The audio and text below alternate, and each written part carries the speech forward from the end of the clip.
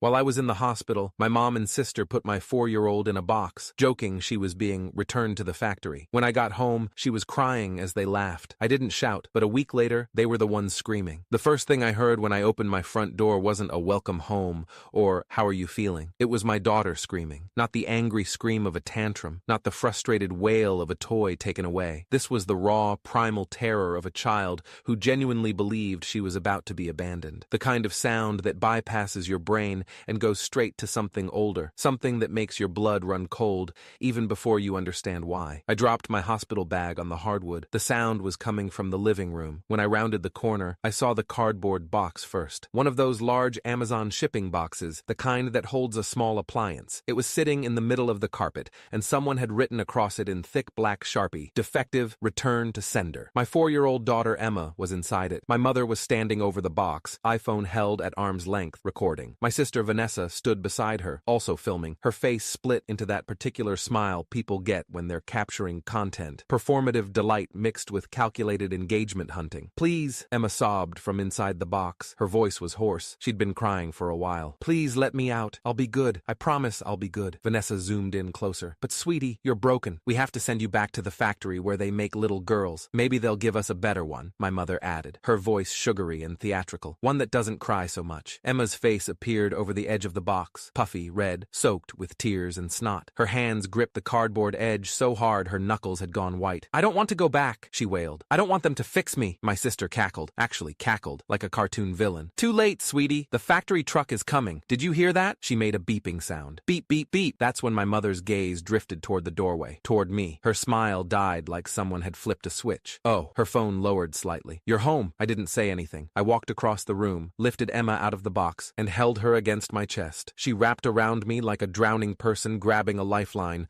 arms around my neck, legs around my waist, face buried in my shoulder. Her whole body shook. "It was just a joke," Vanessa said quickly, her voice bright and defensive. "She was being dramatic. Kids do that." I carried Emma toward the stairs. "Ryan, come on," my mother called after me. "She's fine. She's 4. She won't even remember this tomorrow." I kept walking. Upstairs, I sat on Emma's bed, the one with the unicorn sheets she'd picked out herself, and held her while she cried into my shoulder. After 10 minutes, the sobs became hiccups. After 20, she pulled back enough to look at me. "Daddy?" Her voice was so small. "Am I broken?" The words went through my ribs like a blade. "No, baby, you're perfect. But Grandma said I'm defective." She pronounced it carefully, the way kids do with new words. "She said they need to send me back." I held her tighter. "Grandma was wrong. You're not defective. You're exactly who you're supposed to be. Promise?" "I promise." She fell asleep 20 minutes later, still clutching my shirt. I stayed until her breathing evened out. Then I carefully extracted myself and sat in the hallway outside her room, in the dark, and I did math. My mother and sister had been living in my rental property for 2 years. It was a 3-bedroom house 2 blocks from mine, close enough that they could help with Emma after my wife Sarah died from a pulmonary embolism when Emma was 18 months old. The rent should have been $800 a month, market rate for that neighborhood. I'd charged them nothing. 2 years, 24 months, $43,200. My sister's car insurance was on my policy. Had been since she totaled her Civic and her rates quadrupled. $200 a month, give or take. $4,800. The credit card. I'd co-signed for my mother 3 years ago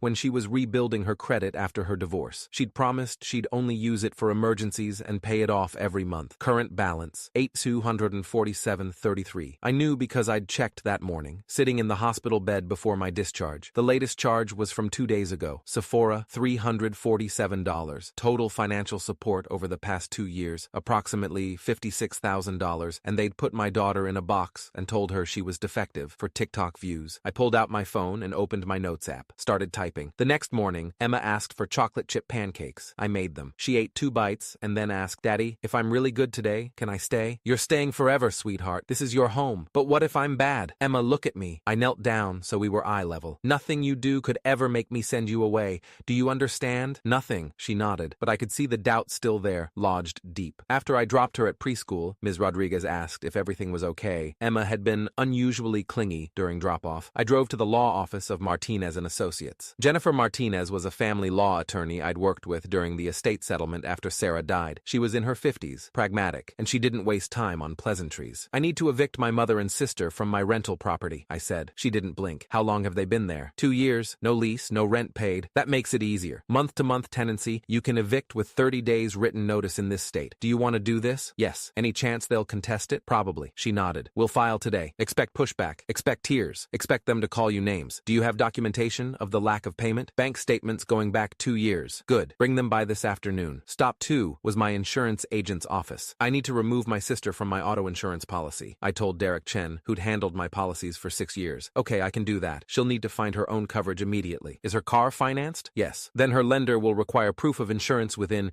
usually 10 to 30 days depending on the lender. If she can't provide it, they'll force place insurance at a much higher rate or repossess. Understood. Ryan, I have to ask, is everything okay? Everything's fine. Just making some changes. He processed the removal while I waited. Done. She's off the policy as of tomorrow. I'll send her an email notification tonight. Stop 3 was a phone call to Capital One. I'd been rehearsing what to say. I need to dispute charges on my account ending in 4739, I told the representative. Her name was Michelle. She sounded tired. Can I ask the nature of the dispute? Unauthorized usage. The card was co-signed for emergency use only by my mother. She's made approximately $8,000 in non-emergency purchases without my permission over the past 14 months. Casino withdrawals, luxury retail, restaurants. I see. And you're listed as the primary card holder? Yes. I'm going to open a fraud investigation. You'll need to submit documentation. Your co-signer agreement if you have one. Communication about the card's intended use. And you may need to file a police report. I'll do whatever's necessary. The account will be frozen pending investigation. Your mother will be unable to use the card during this time. I understand. Michelle paused. Sir, I have to tell you, if the investigation finds in your favor, your mother could face criminal fraud charges. I understand that too. That afternoon, Emma's preschool called. Hi, Mr. Patterson. This is Ms. Rodriguez. I wanted to check in. Emma's had a really hard day. She's been asking repeatedly if you're coming to pick her up, and when I assured her you were, she asked if you were going to send her back. Do you know what she means by that? My jaw tightened. Yes, something happened at home. I'm handling it. I see. Her voice was careful. Has there been any change in her home environment? Anyone new staying with you, or my mother and sister were watching her while I was in the hospital this week. They won't be watching her anymore. Silence on the other end. Then, Mr. Patterson, if there's anything we should know about Emma's safety, she's safe, I said. I promise you, she's safe now. It's handled. Okay. But if you need resources, counseling for her, or I'll look into it. Thank you for calling. After I hung up, I sat in my car in the law office parking lot and called Dr. Lisa Mendoza, a child psychologist who'd been recommended by Emma's pediatrician months ago after Emma had started having nightmares following Sarah's death. Dr. Mendoza's office. Hi, this is Ryan Patterson. I need to schedule an appointment for my daughter Emma as soon as possible. She's 4 and she's been through a traumatic incident. I'm so sorry to hear that. Dr. Mendoza has an opening Friday at 2. Would that work? Yes, thank you. 3 days later, my mother called. I was making dinner, mac and cheese, Emma's favorite, when my phone lit up. Mom's cell. I put it on speaker. We got an eviction notice. Her voice was tight, controlled, delivered by a process server. I know. Why are you doing this? I turned off the stove. You put Emma in a box and told her she was defective. You filmed her crying and begging you to let her out. It was a joke. My God, Ryan, it was a joke. She's fine. She asked me if she was broken. She's 4 years old, and she asked me if I was going to send her back to the factory. Silence on the other end. You're overreacting, she said finally. You're upset because of the accident, and you're not thinking clearly. I have 30 days to give you. You have 30 days to leave. Ryan, I hung up. 53 minutes later, my sister called. I didn't pick up. She called again and again. On the 4th call, I answered. My insurance was canceled, Vanessa was screaming. I got pulled over for a broken taillight, and I don't have insurance. Do you know what the fine is? Get your own policy. I can't afford it. They quoted me $350 a month because of my accident history. You should have thought about that before you put my daughter in a box.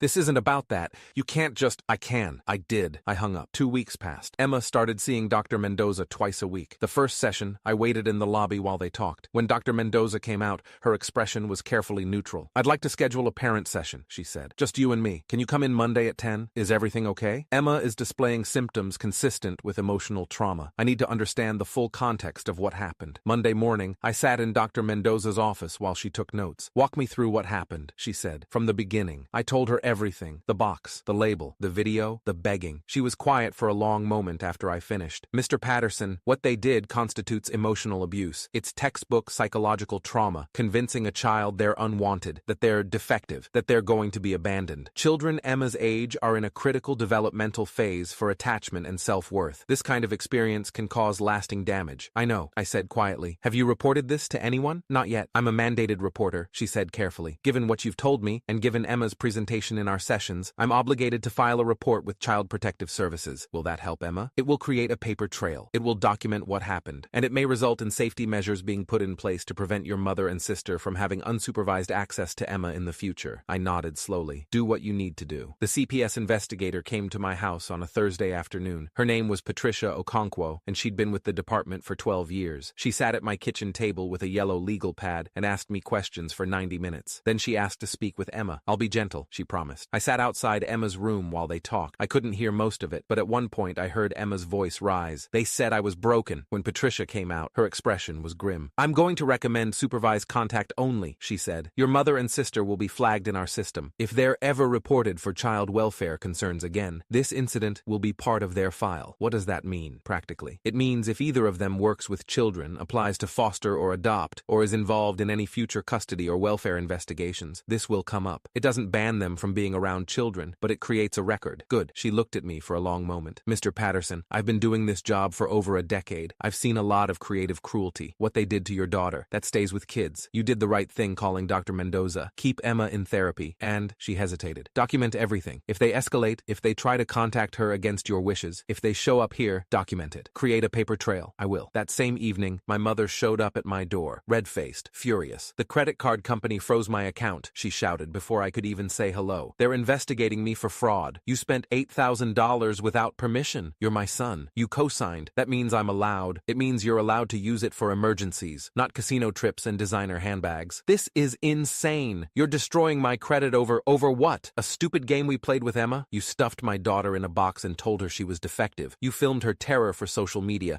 and you're calling it a game. My sister's car pulled up behind my mother's. Vanessa got out, mascara streaked down her face. This is insane, she shouted, storming up the driveway. We're family. You don't do this to family. Family doesn't traumatize children for TikTok content. Mom's voice cracked. You're really doing this? You're really throwing us out, ruining our finances, destroying our lives, over one mistake. I pulled out my phone, opened my downloads folder, found the video. You uploaded the video to TikTok, I said quietly. Caption, when kids act up, parenting humor, return to sender. You got 1,600 views before you deleted it. Both of them went still. I downloaded it before you took it down. I turned the screen toward them, hit play. Emma's face filled the frame, her terrified eyes, her small voice begging them to stop, promising to be good, asking what she did wrong. Vanessa's voice in the background. Should we poke holes in the box so she can breathe? Nah, defective ones don't need air. Both of them laughing, Emma sobbing. The video was 6 minutes and 43 seconds long. My mother's face drained of color. Where did you? I sent this to CPS, I said. Last night. My sister's mouth opened. No sound came out. And I sent it to Aunt Karen, Uncle Mike, Grandma Helen, your cousins Jessica and Tom, your old college roommate Linda, everyone who follows you on social media, 37 people total, with a full explanation of what you did while I was in the hospital recovering from a car accident. You didn't, my mother whispered. Check your Facebook. Vanessa pulled out her phone with shaking hands. I watched her scroll, watched her face crumble. Oh my God, she breathed. Oh my God, everyone, they're all commenting, I said. Yes. My mother grabbed the porch railing. Her knuckles went white. You had no right. CPS investigated yesterday, I continued. Patricia Okonkwo, senior investigator, 12 years with the department. She interviewed me, she interviewed Emma, she reviewed the video, and she reviewed Dr. Mendoza's preliminary assessment. Her conclusion, you're both unfit for unsupervised contact with children. It's in your permanent file now. They can't do that, Mom lurched forward. We didn't hurt her. We didn't touch her. Emotional abuse is still abuse. Dr. Lisa Mendoza, licensed child psychologist, 14 years in practice. She diagnosed Emma with acute psychological trauma resulting from the incident. It's documented. We'll fight it, Vanessa said, but her voice shook. We'll get a lawyer. We'll prove you're lying. With what money? I asked. Your insurance is gone. Your credit is frozen. You have 18 days to vacate my property,